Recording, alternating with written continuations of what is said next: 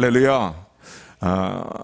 세상에서 보통 족보를 따질 때에 대부분 무엇을 중심으로 해서 족보를 따지게 되냐면은 그 자신의 그 가문 가운데 가장 출중한 사람, 선조들, 또 그런가 출세한 그런 사람과 인물을 중심으로 해서 족보 이야기들을 많이 합니다. 그래서 그 족보 이야기를 통해서요, 자신들의 어떤 위선조 가운데에 위대한 인물들, 출중한 인물들의 이야기를 하면서 자신의 어떤 가문의 위세를 자랑하고자 하는 마음이 은연중에 있는 것들을 우리는 알 수가 있습니다.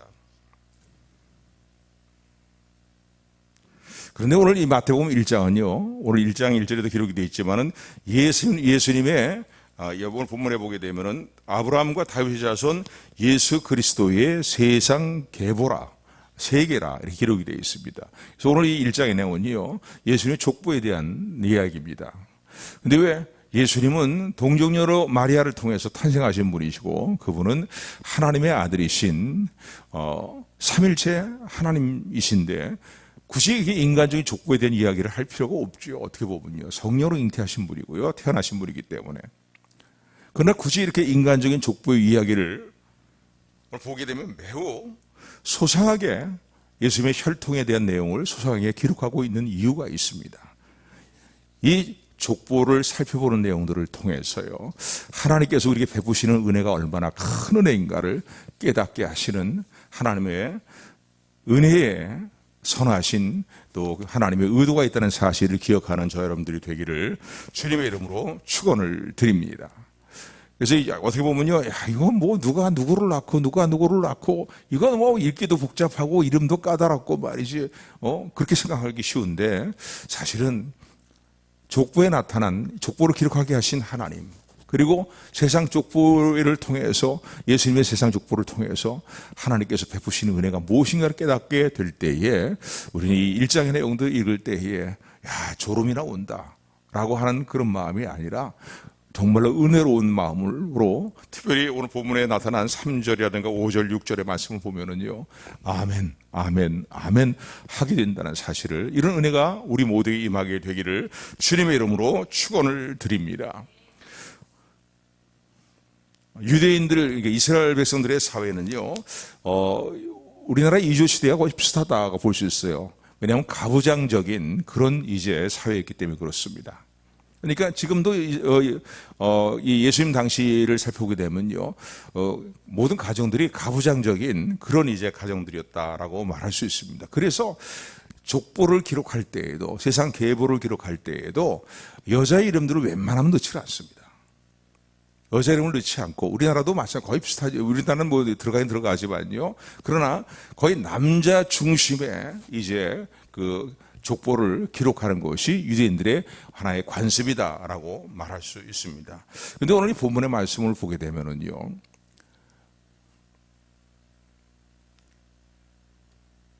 네 명의 여인들이요, 이름이 기록되어 있습니다. 1절부터 이 6절까지 말씀 보면은 또 17절까지 말씀, 이 18절까지 말씀까지 보면은 한 명 더 추가가 되지만은요, 일단 이 오늘 본문의 말씀 보면은 여자들의 이름이 족보에 들어가 있다는 거예요. 그래서 이 세 명의 이름이, 네 명이 아니라 세 명이고, 이 18절까지 하면 네 명이겠죠. 여자의 이름이 족보에 기록되어 있다는 거예요. 그런데 또 특이한 부분은 뭐냐면요, 족보에 올라가는 이 여인들이요, 남자들만 올라가는 족보에 이 여인들의 이름이 등장하게 된 것은, 기록된 것은, 이 여인들이 누구보다 뭐 다 출중하거나 또 뭐 귀감이 될 만한 그런 예언들이었기 때문에, 세상적으로 볼 때에 그런 예언들이기 때문에 이 이름이 들어갔다면 그래 뭐 그렇게 이해할 수 있겠지, 그렇게 할 수 있겠지라고 이해하게 되는데, 오늘 본문의 말씀을 찬찬히 성경 전체를 통해서 이 예언들이 어떤 삶을 살았던 여인들인가, 어떤 출신의 사람 여인들이었는가를 생각하게 되게 보면요, 이 참, 예수님의 이 족보에 이런 여인들이 어떻게 기록되어 있는가 말이에요. 거룩하신 예수님이, 아니 세상 족보를 할지라도 예수님의 족보에 이렇게 어떻게 보면은 큰 허물이 있고 죄악이 있는 이런 또 이방 여인들이 말이에요, 이름이 어떻게 들어갈 수 있냐 이거예요. 그런 이제 의문점을 갖지 않을 수가 없습니다. 아까도 조금 전에 말씀드린 것처럼요, 이 여인들은요, 여인들이 이름이 올라갔다는 것도 놀라운 일인데, 이 여인들은 문제점을 다 한결같이 갖고 있는 여인들이었어요. 삶에 문제점이 있는 여인들이었어요. 누구보다 인간적인 문제점이 더 두려진 상태에 있는 여인들이었다라고 말할 수 있습니다. 그럼에도 불구하고 이 여인들이요, 예수님의 족보에 이 여인들의 세 명의 이름이 기록되어 있습니다. 18절을 빼놓고요, 마리아 빼놓고 기록되어 있습니다.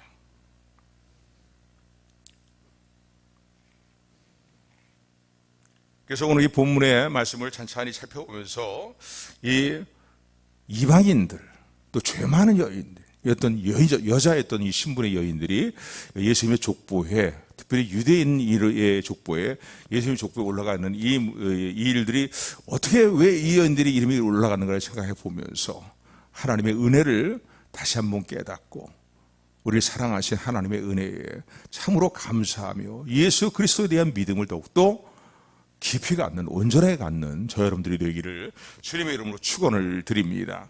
오늘 본문의 말씀을 보게 되면요, 라합이라는 여인이 5절에 기록이 되어 있습니다. 우리 5절 말씀 우리 같이 합독합니다. 시작.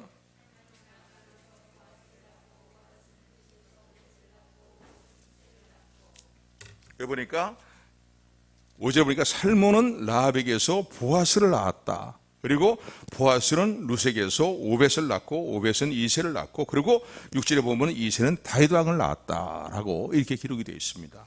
이 라합이라는 여인이 오늘 보면 5절에 기록이 되어 있는데, 라합이라는 여인은 우리가 잘 알고 있는 것처럼요, 어떤 신분의 여인입니까? 이방인인 거예요. 여리고에 살던, 이제 가나안 땅 여리고성에 살고 있던 이제 여인입니다. 근데 이 여인의 직업이 뭡니까? 기생이에요. 오늘날로 얘기하면 창기라고 볼 수 있어요. 이방인이라는 신분뿐만 아니라 여자란 신분이고, 그리고 여자란 신분뿐만 아니라 이방인 여자뿐만 아니라 더구나 거기다 더 하나 어떠한 문제점이 있냐면은 삶이 고상하지 못한 창기의 삶을 살아가는, 창녀의 삶을 살아가는 여인이었다는 거예요. 근데 이 여인의 이름이 예수님 족보에 지금 기록이 되어 있는 거예요. 올라가 있는 거예요. 라합에 대한 이야기는 우리가 다 압니다. 그죠? 안 알고 있는데, 이스라엘 정탐꾼들이 여리고성을 정탐하러 들어갔을 때에 이스라엘 백성들이 섬기는 하나님이 만군의 여호와인 것을 이제 믿고 있었기 때문에 이 정탐꾼들을 생명을 걸고 살려 돌려보내줌으로 말미암아서 여리고성을 정복할 때에 이 라합 여인의 가문의 가족의 식구들이 다 구원을 받는, 생명을 보존받는 그런 가운데 이제 이스라엘 백성들의 속하게 되는 그런 이제 속하게 되었습니다. 이런 내용들이 우리는 여리고 이 여호수아의 말씀을 통해서도 알 수가 있죠. 그런데 이 여인의 직업이 뭐냐 이거예요. 이 여인의 직업이 창녀였다는 거예요. 그런데 누구랑 결혼했냐면 산몬이라는 이스라엘 남자와 결혼을 하게 되었고, 그리고 거기서 나온 사람이 이스라엘 유력자인 유지급에 속해 있던 사람이었던 보아스라는 거예요. 또 보아스도요 그래요. 오늘 보아스는 누구랑 또 결혼하게 되냐면요, 룻이라는 여인과 결혼을 하게 됩니다. 근데 이 룻에 대한 내용은요, 우리가 구약 성경을 통해서 알 수 있죠. 룻은 누구의 며느리였습니까? 자부였습니까? 나오미의 자부예요. 그러니까 이 룻이라는 이 여인은요, 이스라엘 백성이 아니고 모압 여인이었습니다. 나오미 가정이 기근을 피해서 모압 땅으로 이주해서 살아가게 될 때 거기서 그 아들 중에 하나가 취한 아내가 바로 룻입니다. 그러니까 모압 여인, 이방 여인인 거예요. 그런데 그 아들 둘이 다 죽고 말았어요. 모압 땅에서요. 그래서 나오미가 더 이상 그 모압 땅에 기거할 이유도 없고, 너무나 거기서 기거하는 일이 너무나 힘들고 어렵기 때문에 하나님께서 이스라엘 베들레헴 지역에 다시 하나님께서 은혜를 베풀어 주셔서 다시 이제 공부를 거둘 수 있는 그런 상황이 되었다라는 그 이야기를 듣고서는요, 이제 돌아가게 됩니다. 근데 그때 한사코 어머니가 섬기는 하나님을 나도 섬기며 내가 어머니를 버리지 않고 어머니를 떠나지 않겠습니다 하고서 한사코 따라왔던 여인이 바로 루시란 여인이에요. 두 자보가 있었는데 그 중에 하나인 루시란 여인입니다. 근데 이 여인이 누구와 결혼하게 됩니까? 보아스라는 사람과 재혼을 하게 되래요. 그러니까 초혼이 아니고 재혼을 한 거예요. 이 이스라엘 백성들에게는요, 이 어떤 친척들의 어떤 어려운 고통과 삶의 문제들이 있을 때 그것을 친척들이 돌아봐 주는 그런 제도가 있습니다. 책임져 주는 제도가 있는 거죠. 그러니까 뭐 형제라든가 친척의 어떤 가문에 내가 끊어지게 될 때에 가문을 이어주는 그런 어떤 의무감을 가지고 서로를 돌아보는 그런 좋은 풍습이 있습니다. 근데 보아스도 바로 친척관계에, 나오미와 친척관계에 있는 그런 사람이거든요. 나오미 남편 거예요. 근데 이제 룻에 대한 소문을 듣게 되었고, 그리고 이제 룻이 어떻게 보면 쉽게 얘기한다면요, 룻이 이런 어떤 그 친척이 돌아봐주는 제도, 그런 제도의 그런 어떤 풍습에 이제 의거해서 어떻게 보면 세상적으로 볼 때는 먼저 보아스에게 다가갔다라고 말할 수 있습니다. 어쨌든 간에 초혼한 여인이 아니고 뭐예요? 재혼한 여인이에요. 보아스와 재혼한 거예요. 보아스와 재혼해서 어떻게 했습니까? 오늘 본문에 보니까 오벳을 낳았다. 그리고 오벳은 이새를 낳게 되었고 이새는 다윗왕을 낳게 되었다는 거예요. 근데 가장 근데 또 보세요. 그 다음에 인물이 나오는 인물이 뭡니까? 6절의 말씀이에요. 6절 말씀 우리 같이 합독합니다. 시작.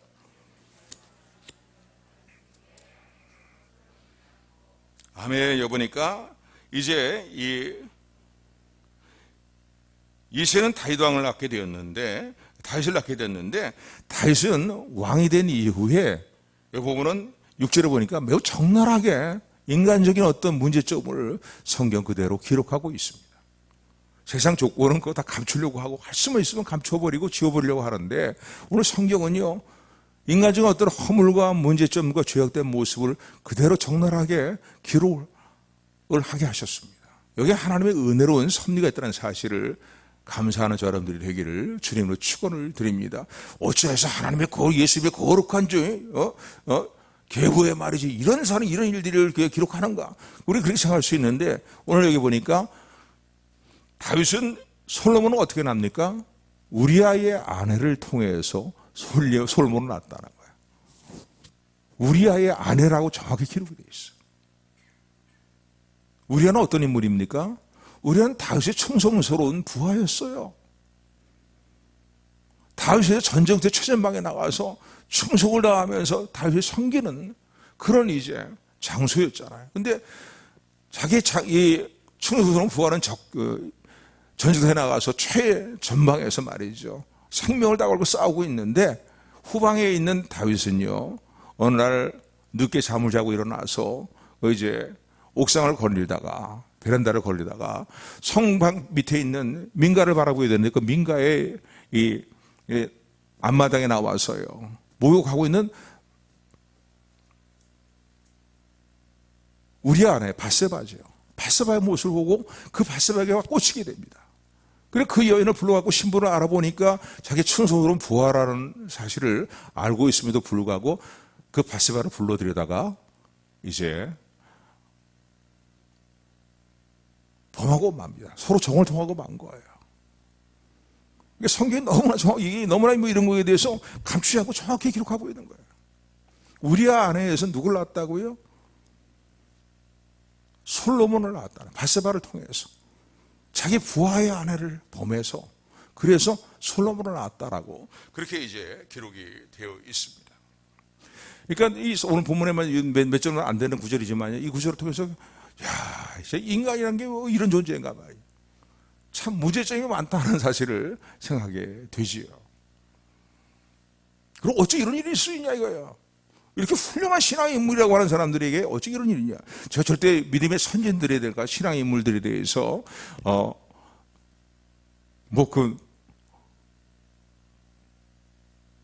험담하기 위해서 이 얘기를 하는 게 아니라 성경이 있는 내용을 통해서 주시는 은혜를 우리 함께 나누자고 얘기를 합니다. 그런데 가장 적나라하게 인간적인 문제점에 대한 문제점을 더 드러낸 인물이 있다면요, 유다입니다. 유다.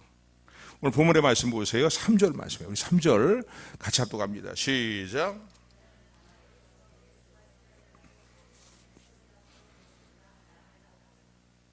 보니까 이스라엘 12지파 중에 이 12지파 중에 한 지파에 속해 있는 유다라고 볼 수 있는데, 유다라는 아들이죠. 유다라는 아들인데, 이 유다가 누구에서 누구를 낳느냐? 오늘 본문에 보면요, 유다는 다말에게서 베레스와 세라를 낳고라고 이렇게 기록이 되어 있습니다. 이 다말이라는 여인의 이름이 기록되어 있는데요, 이게 참 문제가 많은 거예요. 어떻게 보면요, 여기에 관계되는 배경의 말씀이 창세기 38장이다라고 말할 수 있는데, 야곱에게 12아들 중에 하나가 유다잖아요. 근데 그 당시 상으로 봤을 때는요, 이 가나안 원주민에게 속해 있는 이방 여인들과의 혼인이 암묵적으로 금지되어 있는 그런 상황이었다고 볼 수 있습니다.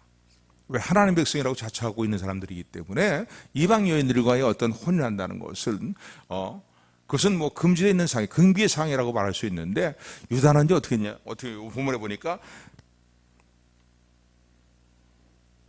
다말에게서라고 이렇게 기록이 돼요. 창세기 38장에 보게 되면요, 이 다말이라는 여인이 누구냐면 가나안 여인, 유다가 이제 누가 결혼했냐면요, 가나안 여인 수아의 딸과 결혼했다라고 이제 성경에 보면은 창세기 이제 내용을 보면 그렇게 되어 있습니다. 그러니까 이방인 여인과 결혼했다는 거예요. 이방 여인과 결혼했다는 거예요.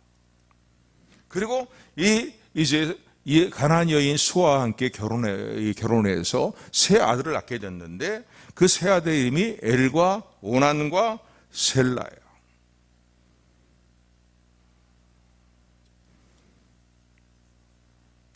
그런데 장자가요, 하나님께 불륜한 삶을 살았기 때문에 하나님 그 생명을 거둬가셨습니다. 그럼 둘째가 이제 그 고대의 이스라엘 백성들에게는 형사 수치제도 같은 그런 제도가 있거든요. 그러니까 형의 가문을 이어주는, 형이 자손이 없이 죽으면은 형의 가문을 이어주는 일들을 위해서 동생이 이제 형수되는 여인과 또 결혼을 해서 형의 가문을 이어주는 책임을 이행하는 그런 제도가 있어요. 나쁜 의미가 아니라 좋은 의미에서라고 생각해 볼 수 있습니다.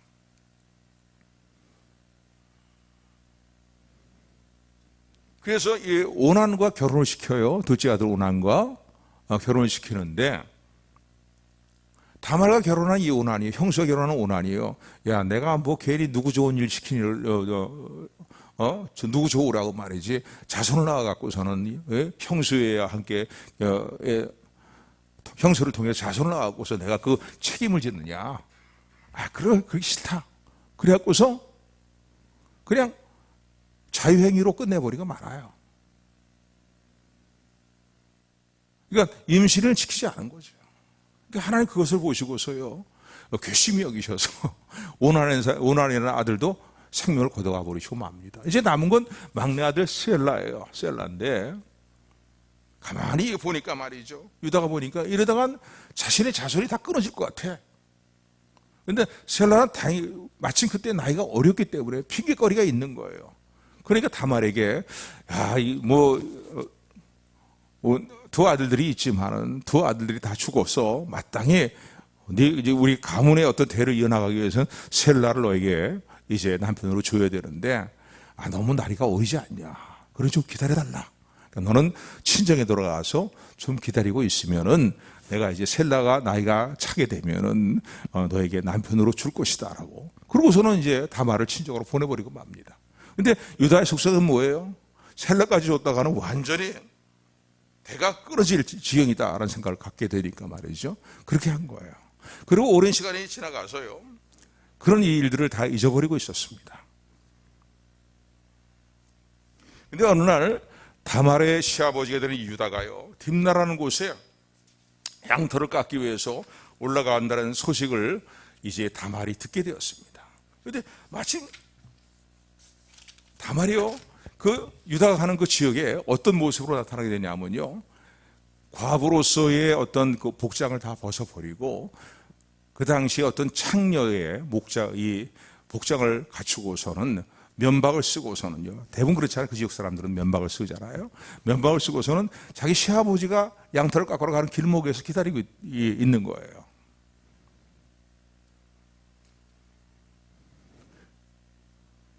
그래 유다도 마침 자기 아내도 다 이제 이미 삶을 달리했기 때문에요. 홀로 지내는 그런 상황이기 때문에 길을 지나가다가 이 여인을 보고서 창녀인 줄 알고서 이 여인에게 이제 유혹을 하고 제의를 합니다.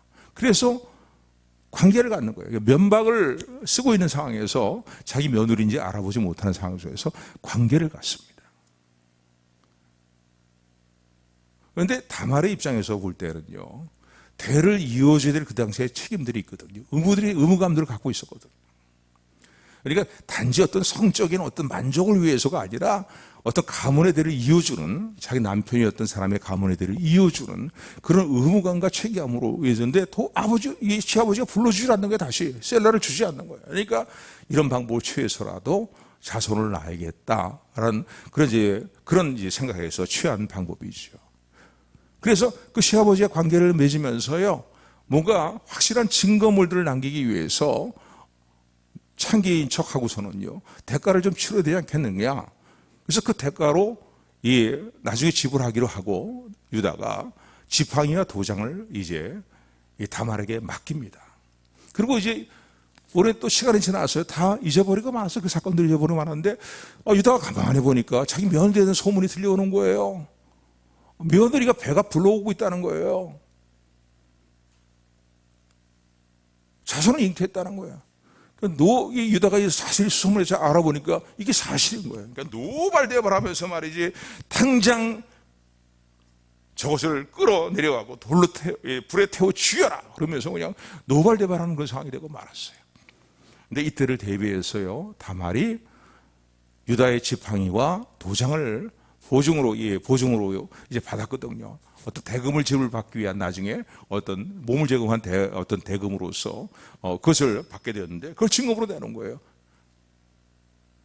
이 물건의 소유자가 나를 잉태시킨 사람입니다라고 이야기하게 되니까 깜짝 놀란 거예요, 유다가요.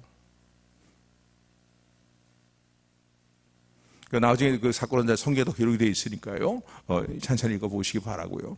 그러니까 어떤 다말의 인물은 이런 인물이에요. 유다를 통해서 나온 인물이 바로, 유다는 다말에게서, 이 단어가 오늘 보면 상당히 우리 마음에 굉장히 생각을 많이 하게 만듭니다. 인간의 존재가 어떤 존재인가를 생각하게 만듭니다.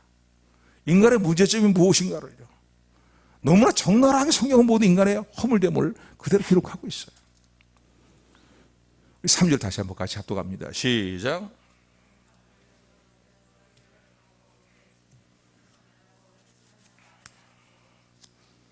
여기 보니까 다말에게서 베레스와 세라를 낳았고, 베레스는 어디로 이어집니까? 다윗 왕까지 이어지는, 세상 계보로 이어지는 모습을 볼 수가 있습니다.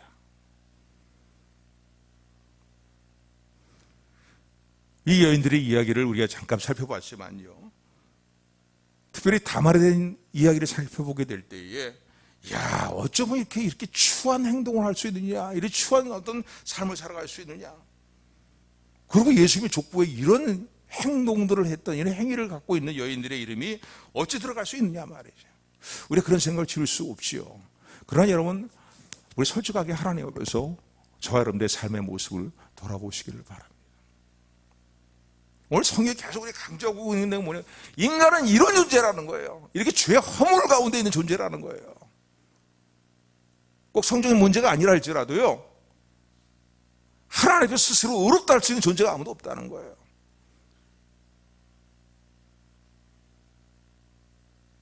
누가 이 다말에서 정죄한다고 돌을 들어 칠 수 있겠습니까? 요한복음 8장의 말씀 보면요, 요한복음 8장에 보면요, 가늠하다가 현장에서 붙잡혀온 여인이 있었습니다. 그러니까 유대인들은 예수님을 올무에 잡아놓기 위해서 예수님의 행동과 말에 대해서 올무를 잡아서 예수님에게 해를 끼치기 위해서 현장에서 가늠하다 잡힌 여인을 데리고 온 거예요. 그리고서는 모세가 준 율법에 근거하면 이런 여인은 돌로 쳐 죽여야 됩니다. 어떻게 할까요? 라고 예수님께 다구시게 되었을 때에 예수님께 곧바로 대답하지 아니하시고요, 땅에 무슨 글씨를 좀 쓰시는 것 같이 이렇게 이제 행동을 하시다가 그 다음에 눈을 들어서 그것이 큰 씩씩거리고 있는 무리를 향해서 이렇게 말씀하십니다. 너희들 중에 죄가 없는 자가 먼저 돌을 들어서 이 여를 치라 라고 말씀합니다. 근데 그때에 그렇게 막 예수님께 다구치면서 어떻게 할 거야 막 이런 그 사람들이요, 다 돌을 놓고 한 명 들고 다 떠나가고 마는 거예요. 하나님 앞에서, 주님 앞에 정직히 살펴보면 죄가 없는 인생이 없거든요. 아무도 정죄할 자가 없는 거예요. 그래서 이런 예수님의 족보에 나타난 문제성이 많은 여인들, 우리가 인간적으로 볼 때 쉽게 이해할 수 없는, 용납할 수 없는 이런 문제에 대해서 우리는요, 이런 족보가 우리 큰 은혜로 와닿는 이유는 뭡니까? 우리 모두는, 인생은 모두 다 죄인이라는 거예요. 정도의 차이는 있을런지 모르겠지만 그 정도 차이도 뭐 별거 아닌 거잖아요. 로마서 3장 23절의 말씀 보면 이렇게 말합니다. 모든 사람이 죄를 범하였으며, 모든 사람이 다 죄를 범하였으며 자기 스스로의 의로움으로는 하나님의 영광에 이를 자가 아무도 없다고 로마서는 3장 23절은 아주 못을 받고 있습니다. 요한 1서 1장 8절의 말씀 보면은 만일 우리가 죄 없다 하면 스스로 속이고 또 진리가 우리 속에 있지 않을 것이오라고 얘기합니다. 그러니까 성경을 찬찬히 보면 성경에서 말하고 있는 인간론은 뭡니까? 인간은 스스로의 의로움을 통해 도저히 구원받을 수 없는 죄인한 사실을 우리에게 강조하고 있어요. 하나도 예의가 없다는 거예요. 한 사람도 예의가 없다는 거예요.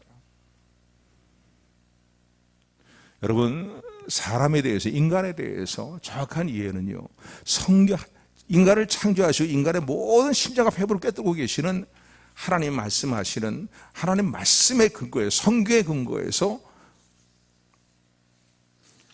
올바른 인간관을 가져야 된다는 사실을 기억하시기를 주님으로 축원을 드립니다. 성경이 말한 건 뭐예요? 예의 없이 다 죄 가운데 있다는 거예요. 그리고 자기 스스로의 의로움을 통해서 구원에 이를 수 있는 사람은 한 사람도 없다는 거예요. 이게 성경에서 말하는 인간관이에요. 여러분 한번 생각해 보실래요? 아브라함은 신앙의 조상이라고 얘기하는데 아브라함이 허물이 있었습니까? 없었습니까? 아브라함에도 허물이 있었어요.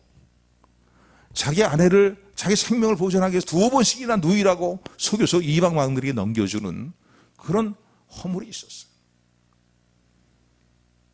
모세는 어땠습니까? 모세는 성격이 급한 사람, 허물이 있었어요. 삼손은 어떤 허물이 있었냐면 여색에 너무 약한 그런 허물이 있었어요. 여색을 좋아하는 그런 약점이 있는 거예요.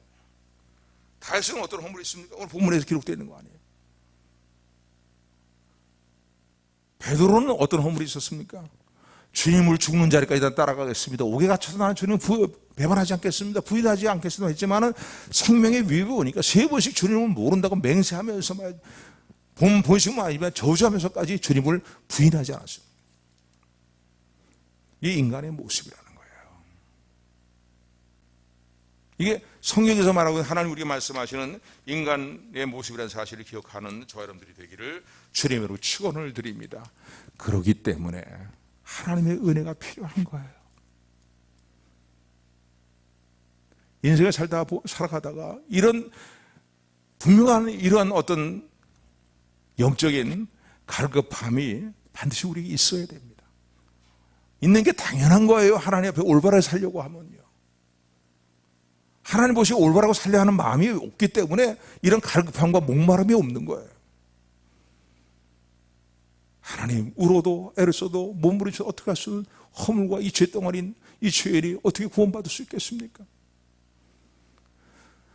그렇기 때문에 저에게는 하나님의 은혜가 필요합니다. 하나님의 긍휼히 여기심이 필요합니다.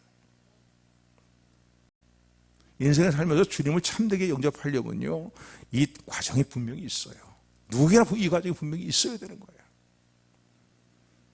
어떤 특정한 사람을 찾는 게 아니라 진정으로 거듭난 성도들에게, 진정으로 예수 십자가의 보혈을 붙들고 있는 성도들에게는 반드시 이 과정이 있는 거예요.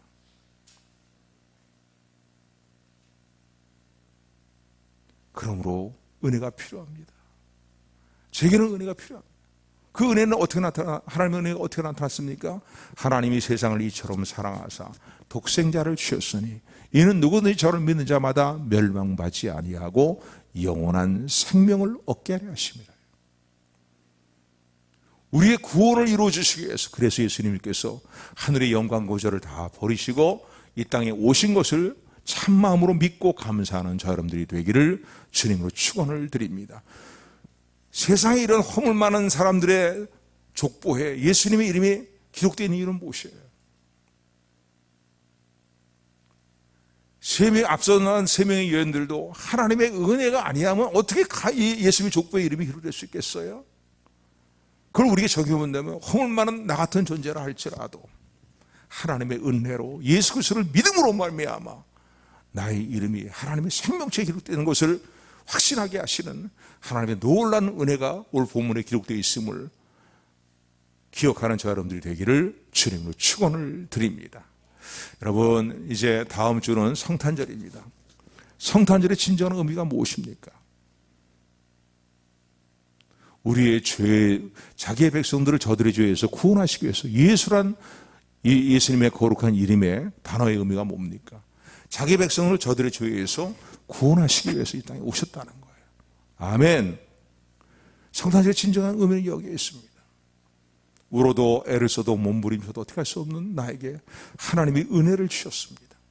그리고 하나님의 은혜로 예수 그리스도를 믿게 되었고 예수님께서 내 모든 죄를 대속하시기 위해서 십자가의 대속의 죽으심을 죽으심으로 말미암아 단번에 영원한 속죄가 이루어졌습니다. 아이, 맨날 듣는 소리 누가 뭐라 그러든 간에 우리 끝까지 이거를 붙들고 나가야 되는 거야. 감사하며 나가야 되는 거야. 왜? 정말 역사가 이루어진 사실이기 때문에 그렇습니다. 저와 여러분의 삶 속에 지금도 이루어진 사실이기 때문에 그렇습니다. 성탄절의 진정한 의미는 여기 있습니다. 성탄절을 맞이하면서요, 2023년 성탄을 맞이하면서 예수님을 그리스도로 고백하는 믿음이 더욱더 굳건해지고 온전하지 못한 믿음을 가지고 교회 생활하고 있는 분들이 있다면 온전한 믿음을 갖는 저 여러분들이 되기를 주님으로 축원을 드립니다.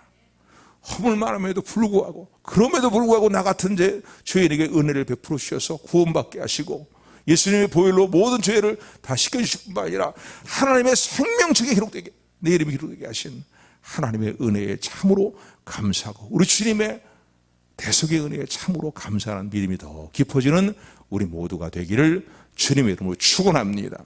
축원합니다.